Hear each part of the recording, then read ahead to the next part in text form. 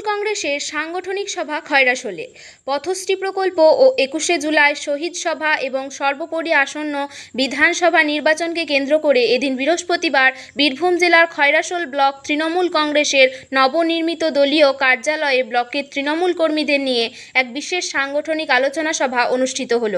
উপস্থিত ছিলেন জেলা তৃণমূল কংগ্রেসের কোর কমিটির সদস্য তথা সিউড়ি বিধানসভার বিধায়ক বিকাশ রায়চৌধুরী, জেলা কোর কমিটির সদস্য সুদীপ্ত ঘোষ, রাজ্য যুব তৃণমূল কংগ্রেসের সম্পাদক দেবব্রত সাহা, খয়রাশোল ব্লক তৃণমূল কংগ্রেসের কোর কমিটির সদস্য তথা আহ্বায়ক মৃণাল কান্তি ঘোষ ও শ্যামল কুমার গায়েন এবং সদস্য উজ্জ্বল হক কাদেরি ও কাঞ্চন দে, দুবরাজপুর পঞ্চায়েত সমিতির কর্মাধ্যক্ষ রফিউল হোসেন খান, খয়রাশোল ব্লক তৃণমূল কংগ্রেস নেতৃত্ব